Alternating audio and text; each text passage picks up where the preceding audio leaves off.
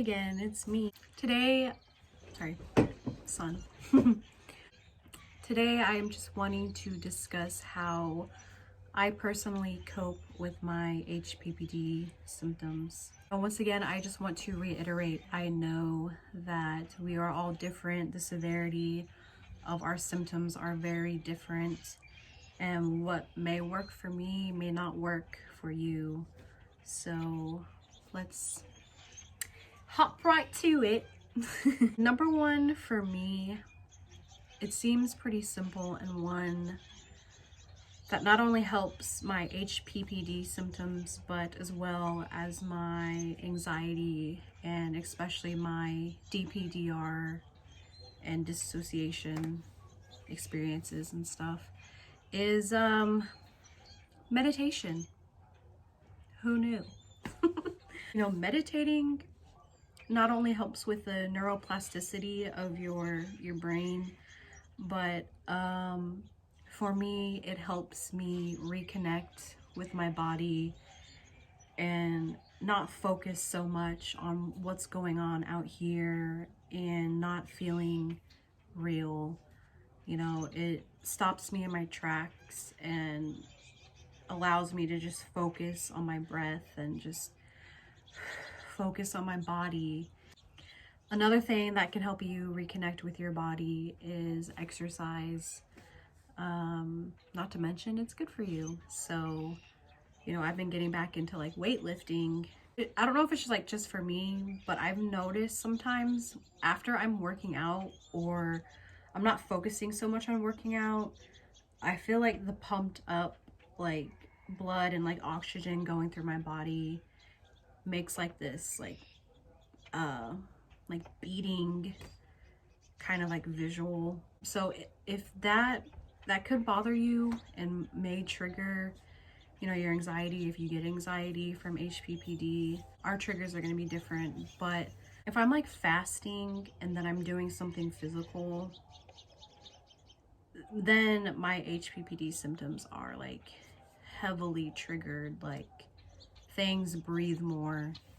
Finding things that help ground you, rather that's doing your art, drawing, doing a hobby,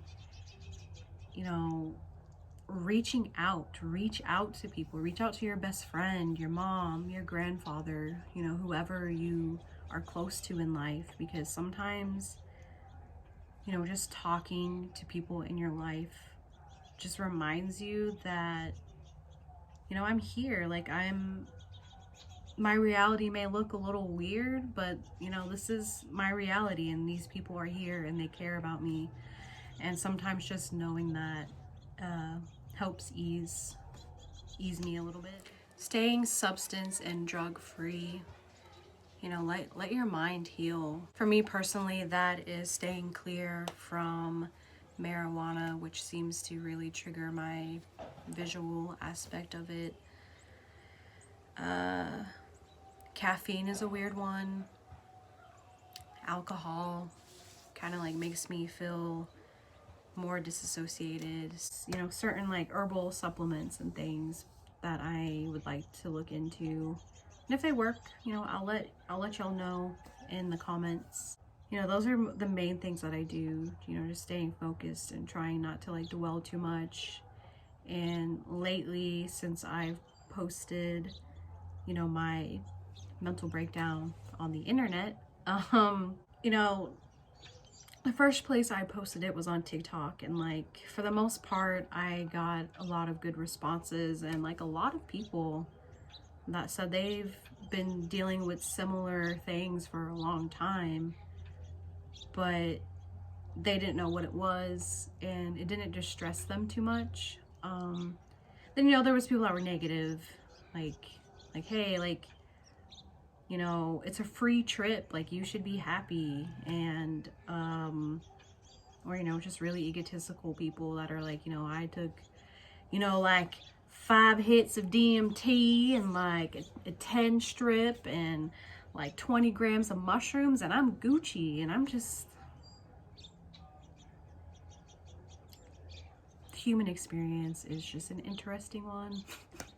The point I was trying to make was, you know, having like all these different people's experiences be thrown at me, good or bad, kind of just made me realize, like, you know, this is something that I'm just gonna have to accept and be okay with, because I am tired, so tired of living in fear and anxiety because my reality is shifted and different.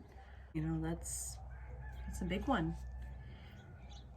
Acceptance. Have acceptance, and you know at the end of the day, like, you're alive.